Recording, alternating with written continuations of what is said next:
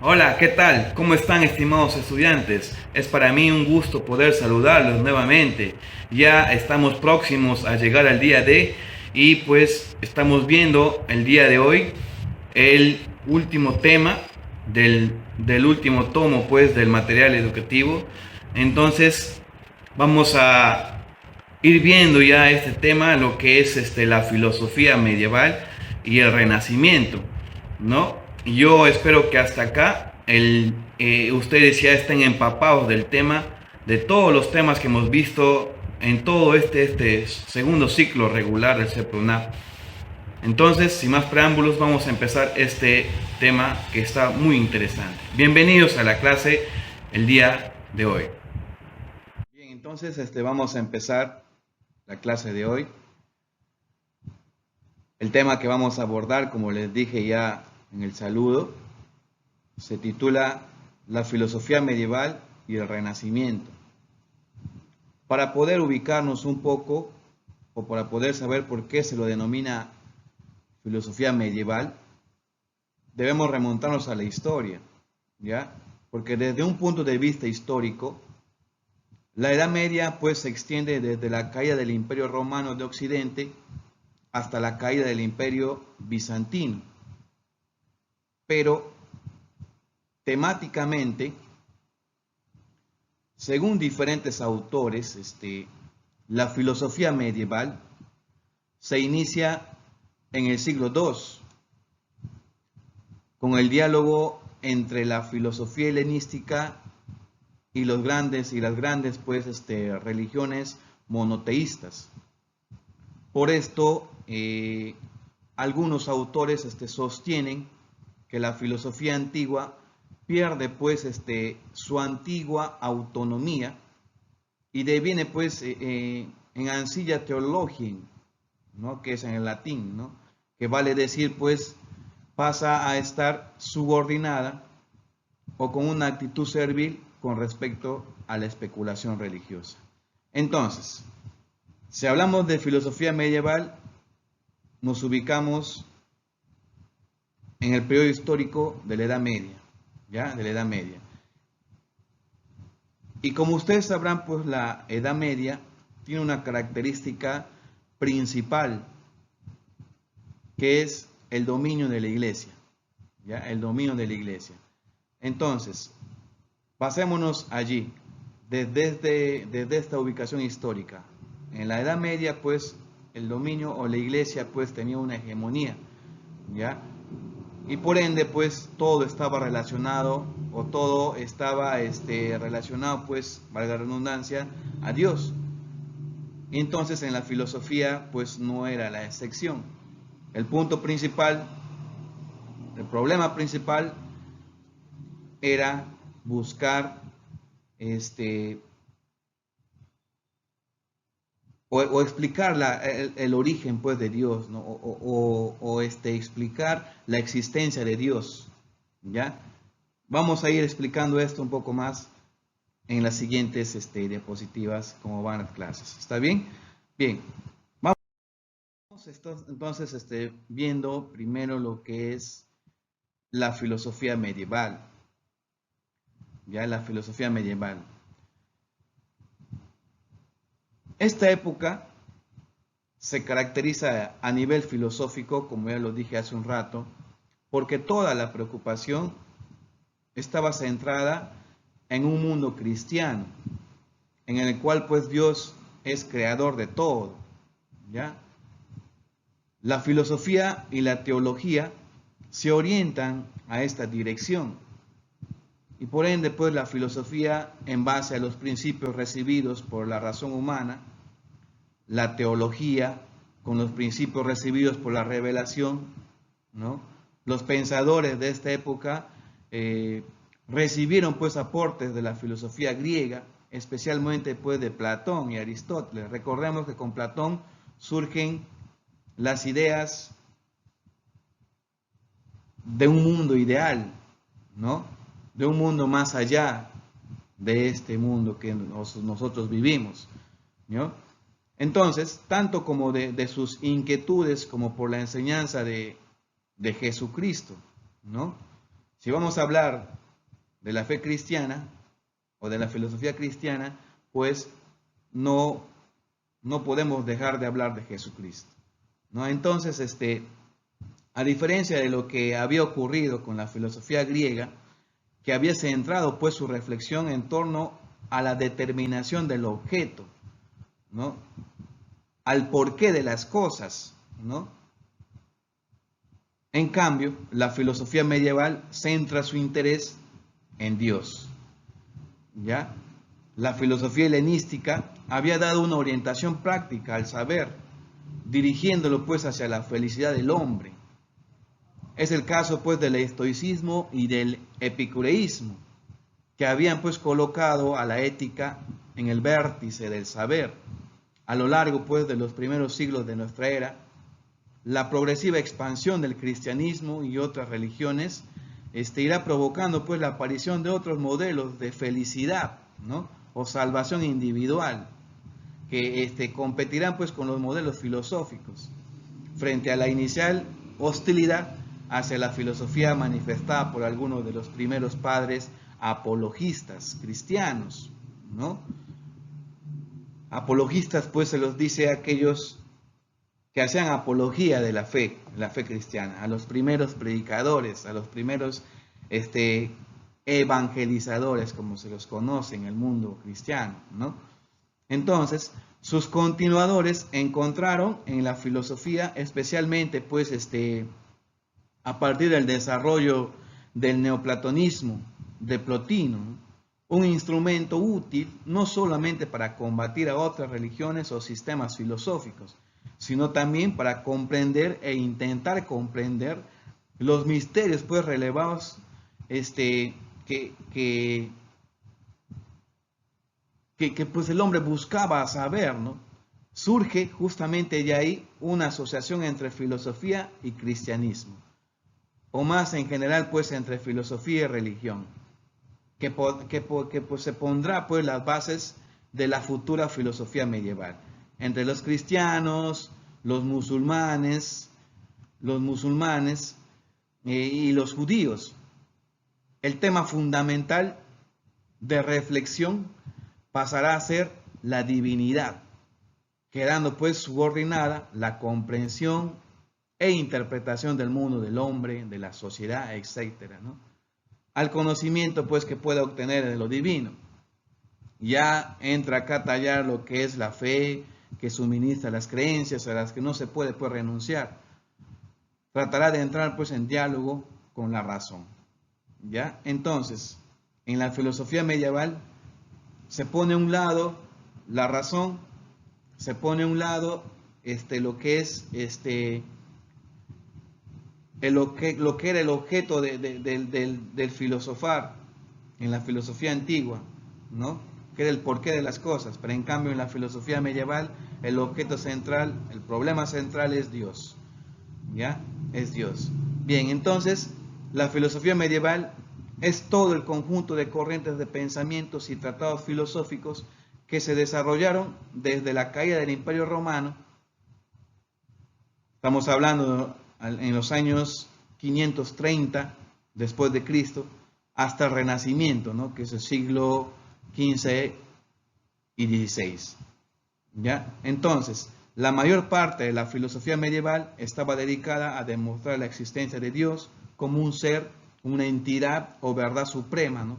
Para ello se recurrió a textos sagrados, que es la Biblia, a la lógica aristotélica y al argumento ontológico como principales métodos para hallar las respuestas, ¿ya? Y la filosofía, pues, en este sentido, en la filosofía medieval, la filosofía ya es utilizada para buscar argumentos con los cuales se buscaba, pues, demostrar la existencia de Dios y su relación con su criatura, o sea, nosotros, que según las escrituras somos creación de Dios, ¿no? Por ello se ha dicho que la filosofía en esta etapa estuvo al servicio de la teología, que es el estudio de Dios, ¿ya? Entonces, fundamentalmente estas son las características de la filosofía medieval. El pensamiento filosófico cristiano el pensamiento filosófico cristiano, es muy importante recalcar que la religión cristiana se convirtió en menos de 3 siglos en la religión oficial del Imperio Romano y se arraigó pues tan profundamente en los más esenciales aspectos de la cultura occidental que logró pues sobrevivir a la caída del propio imperio y se convirtió en el sustrato básico de la civilización occidental. En la historia sagrada del pueblo judío se encuentra el núcleo básico de la gestación del cristianismo, ¿no? Ahora, el cristianismo no es una filosofía propiamente dicha, sino una religión que, tal como queda expresado en los dogmas de la Iglesia Católica, fue fundada por Jesucristo, Hijo de Dios, enviado por Dios Padre como Mesías para salvar a los hombres, según había anunciado los profetas hebreos.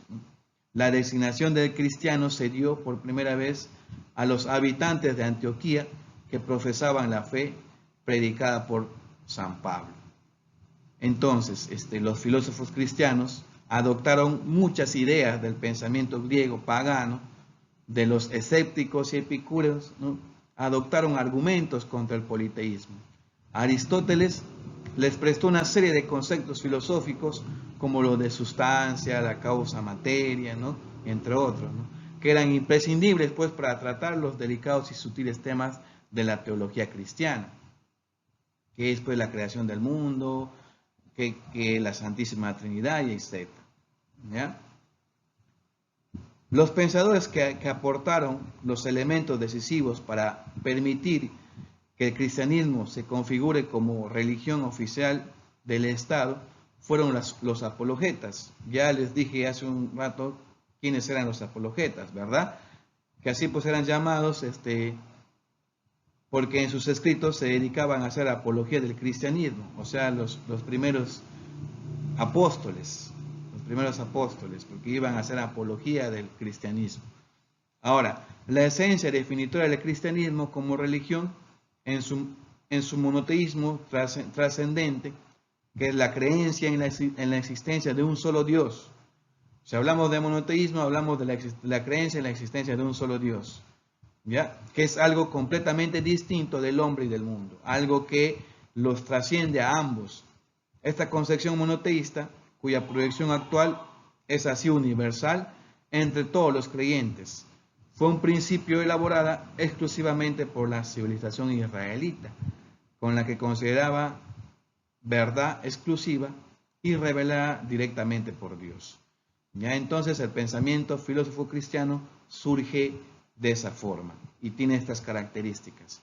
Ya, bien, continuamos. Ahora, a ver,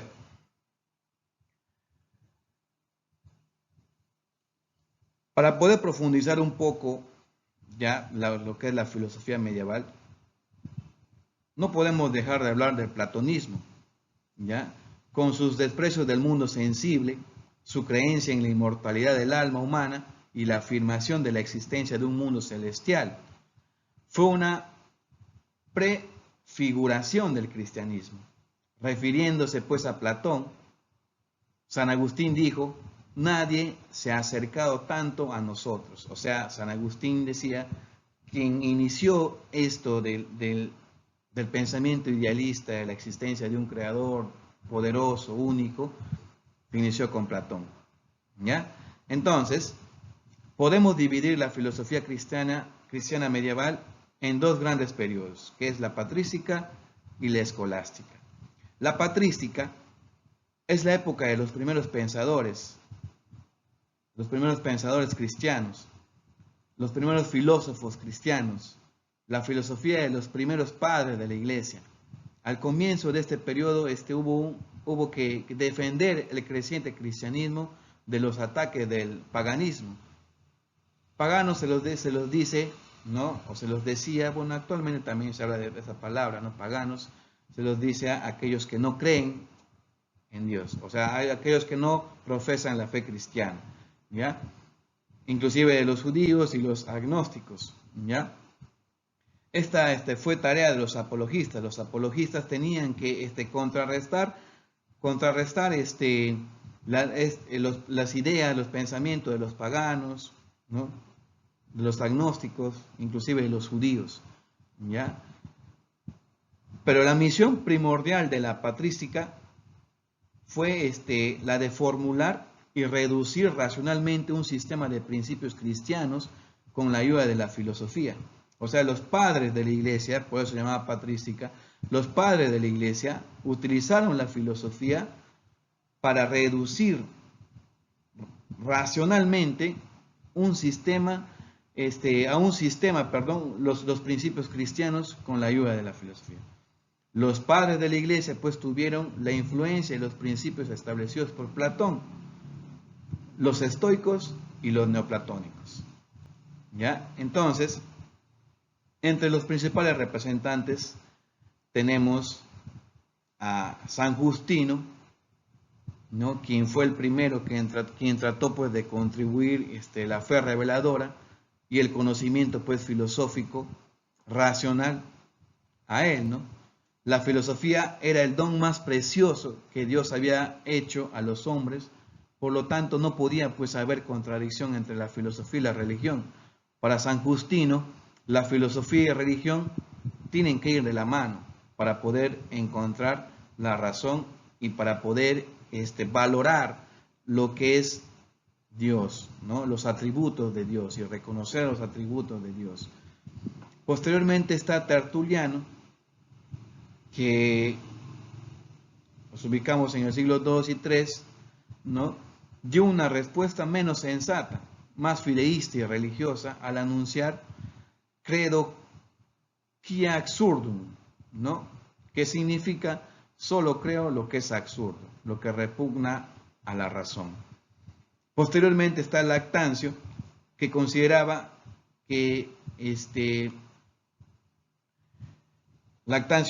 consideraba que tomando las verdades parciales que se contenían en las especulaciones de los filósofos griegos, se obtendría un corpus doctrinal filosófico racional, equiparable pues con la verdad teológica revelada. Lactancio también, al igual que San Justino, pues trataron de explicar el funcionamiento ideal de la filosofía y la fe cristiana. O sea, el uso de la filosofía para poder explicar la existencia de Dios y de esa manera encontrar la razón. ¿Ya?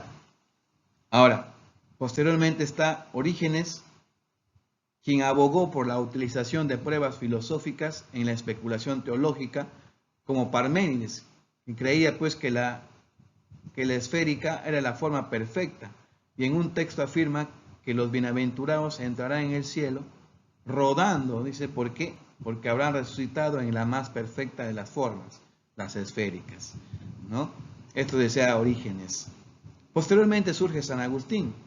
San Agustín, quien es el personaje más resaltante, representativo de la patrística. San Agustín, quien obviamente nació en el año 354 y su vida duró hasta el 430 después de Cristo. San Agustín nació en Tagaste, una ciudad del norte de África. Fue hijo de padre pagano, pero su madre fue cristiana, Santa Mónica, ¿no? Durante su juventud llevó una vida turbulenta, entregado a diversiones y placeres de carácter pagano.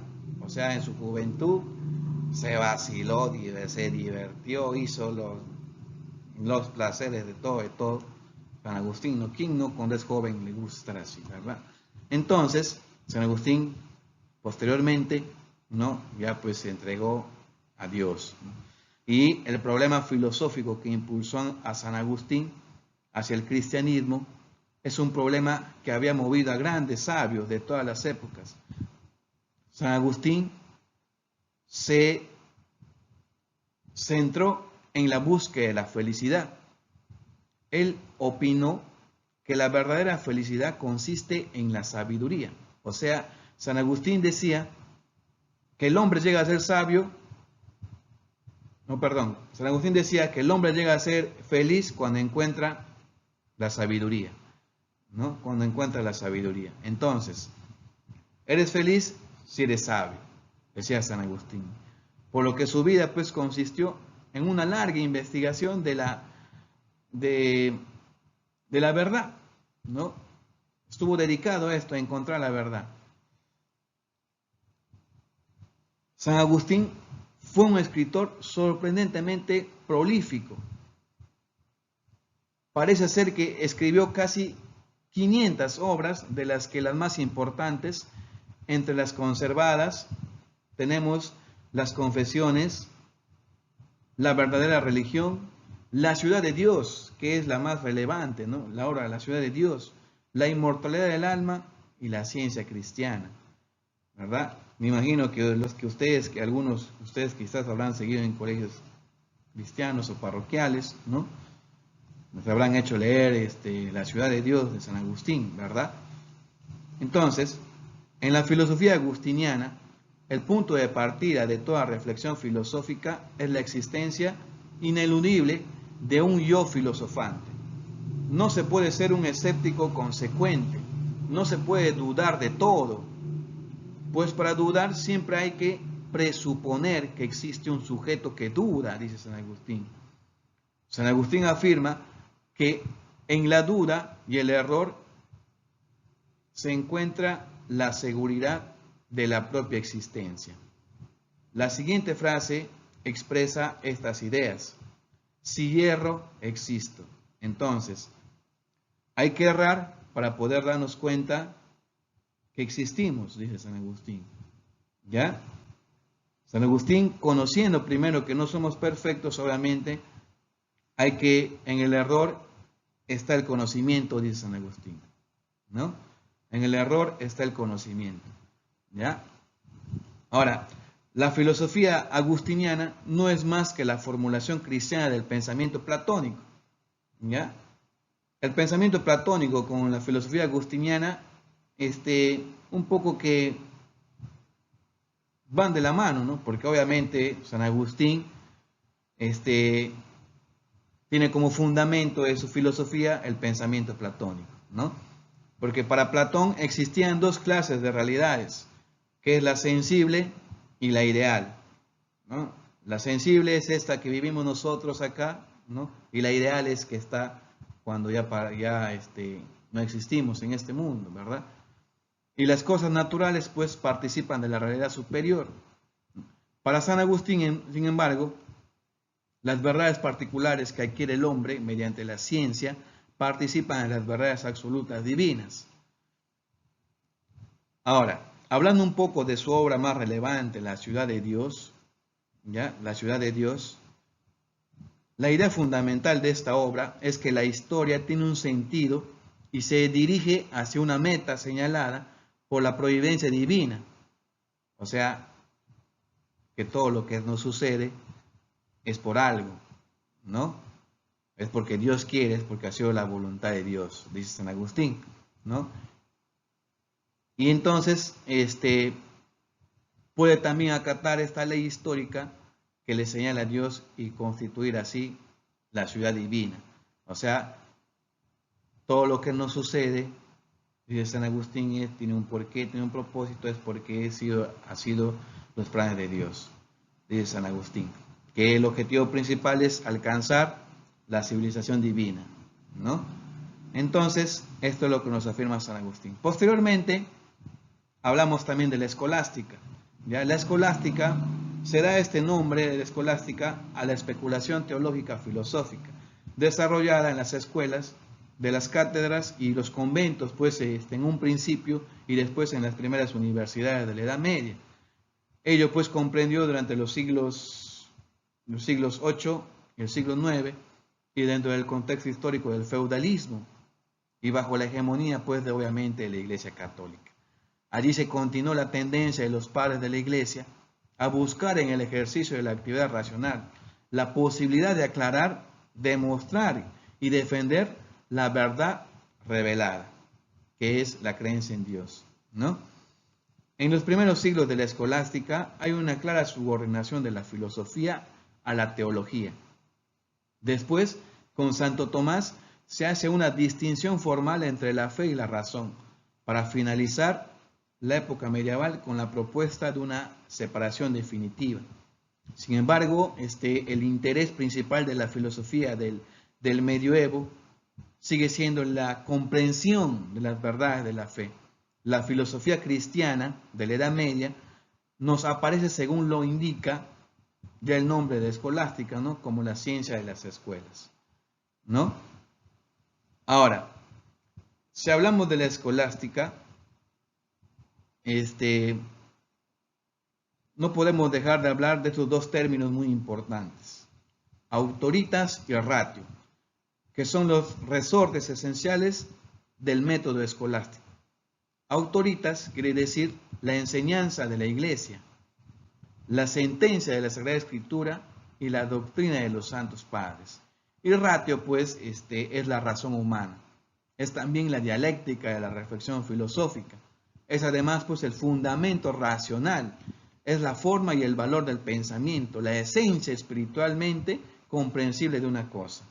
¿Ya? Entonces, en este par de conceptos que dependen, pues, íntimamente de la autoritas y ratio, encontramos la relación de dependencia de la filosofía medieval con la teología, cuya conocida fórmula es filosofía estancilla teológica, ¿no?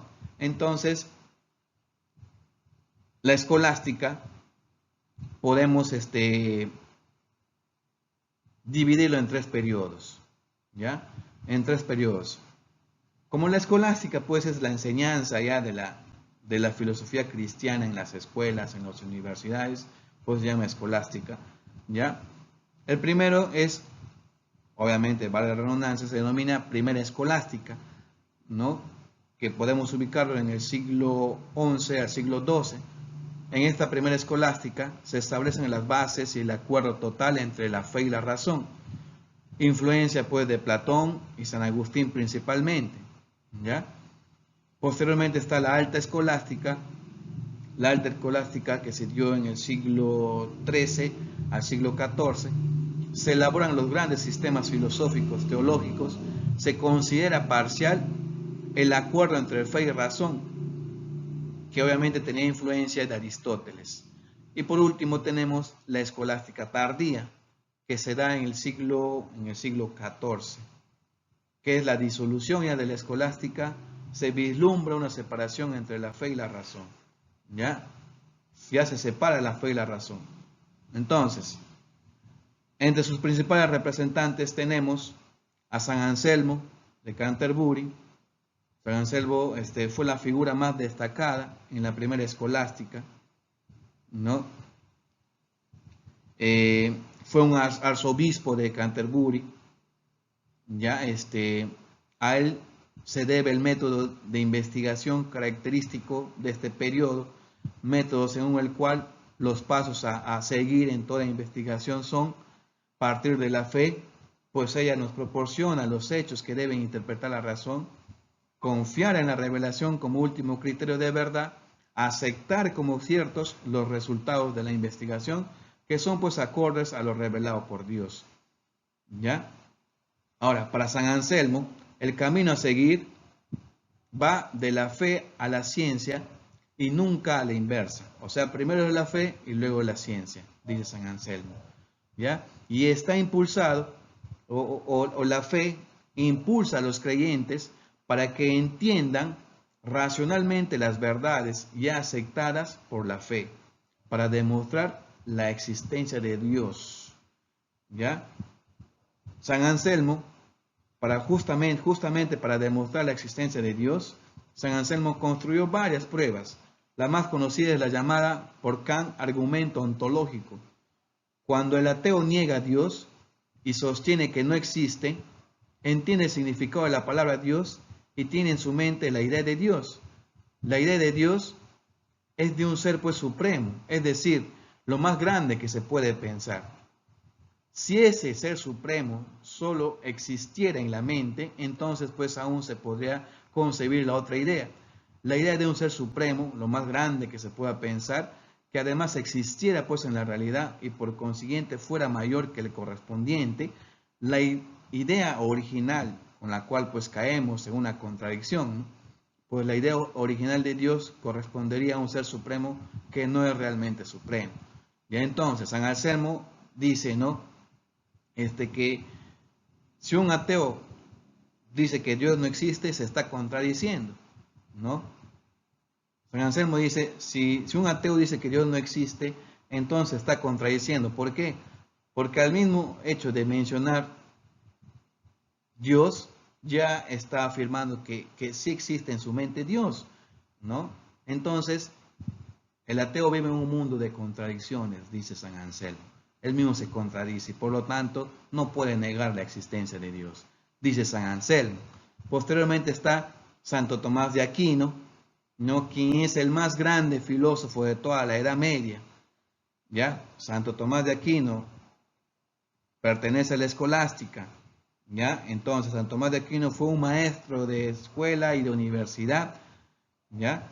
Que enseñó obviamente la fe basada, obviamente, la filosofía, perdón, basada en la fe. Recuerden esto, Santo Tomás de Aquino es el más grande filósofo de toda la Edad Media, de toda la Edad Media. Vivió en el siglo XIII, la edad de oro de la escolástica, cuando la cultura sale de las escuelas y se fundan pues las primeras universidades. La filosofía de Santo Tomás de Aquino coincide con la de Aristóteles. Relacionan esto, ¿ya? Relacionan esto. San Agustín se relaciona con las ideas de Platón. Santo Tomás de Aquino se relaciona con las ideas de Aristóteles, ¿ya? Relacionan eso siempre. Ha sido pues tan enorme el tomismo que San Agustín ha demostrado, pues, ¿no? Que hasta el día de hoy su filosofía sigue siendo sustentada por la Iglesia Católica, ¿ya? San Agustín habló mucho sobre la fe y la razón. Para Santo Tomás de Aquino, la fe y la razón proceden de Dios y ambas pues son fuentes de conocimiento distintas e independientes. ¿Ya? La filosofía de Santo Tomás trataba de explicar pues esto, ¿ya? La utilización de la fe para poder encontrar la razón, ¿no? Ahora, Santo Tomás de Aquino también nos habla de las 5 vías, ¿ya? Santo Tomás rechazó la prueba ontológica de San Anselmo. Para él, la existencia de Dios no se deriva de la esencia. Para Santo Tomás de Aquino, su procedimiento va de efectos a las causas y de lo contingente a lo necesario. La primera vía, existe el movimiento en el mundo y todo lo que se mueve es movido por algo, ¿no? Y esto a su vez pues requiere ser movido por otro motor. Pero debe existir un primer motor, el cual no es movido, y este primer motor es Dios, la primera vía, ¿ya? En la segunda vía, todo lo que existe tiene una causa y es necesario que exista una primera causa para que exista una segunda, ¿no?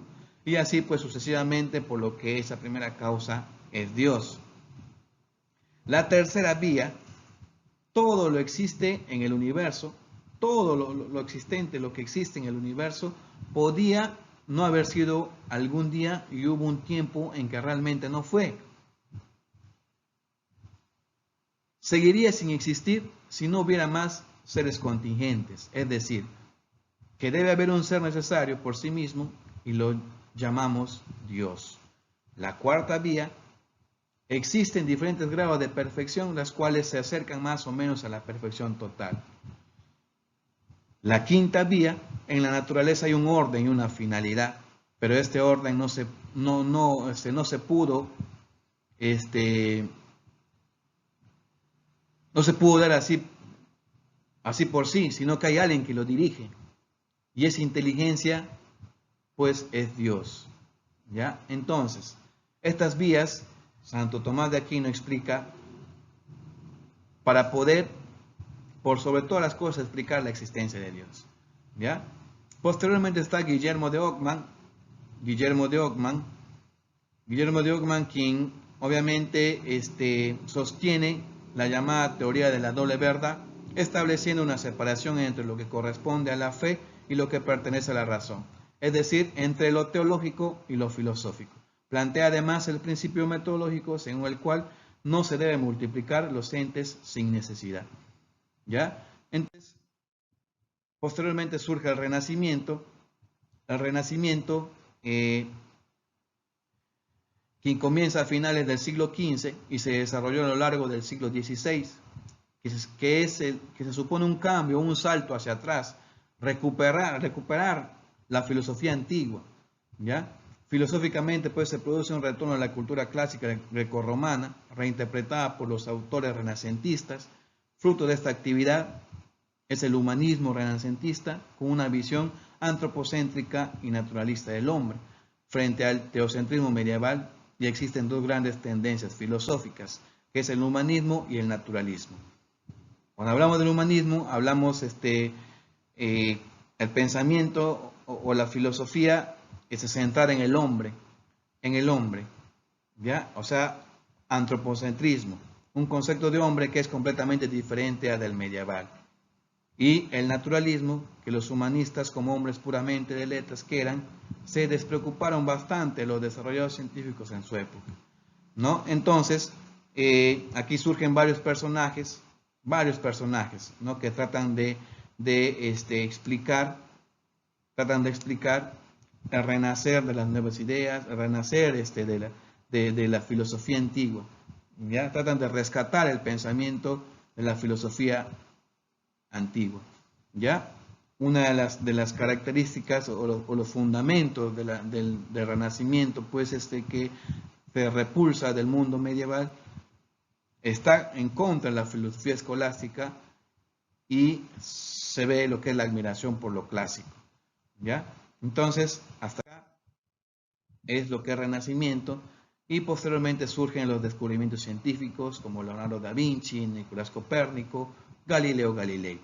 Leonardo da Vinci, pues, quien dio el camino a la ciencia y la naturaleza de un modo definitivo, concibió el arte y la ciencia como dirigidos a un único fin, el conocimiento de la naturaleza.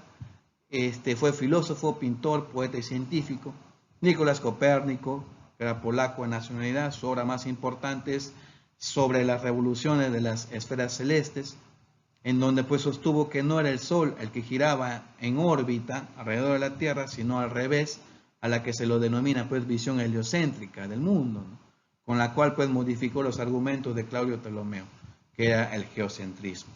Entonces, posteriormente surge Galileo Galilei, quien construyó el primer telescopio e investigó el cielo, distinguió cantidades de estrellas y las manchas solares, formuló la ley de la inercia. La velocidad que adquirió un cuerpo se mantendrá en constante mientras no haya causas exteriores de aceleración o desaceleración. Entonces, ahí están los descubrimientos que surgieron justamente en el Renacimiento. ¿Por qué? Porque se volvió a la razón, se volvió a utilizar la razón para poder explicar algo.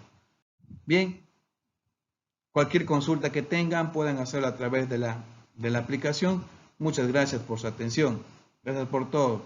Sigan estudiando y sigan practicando. Cuídense mucho y cuiden a sus familias también. Muchas gracias. Nos vemos.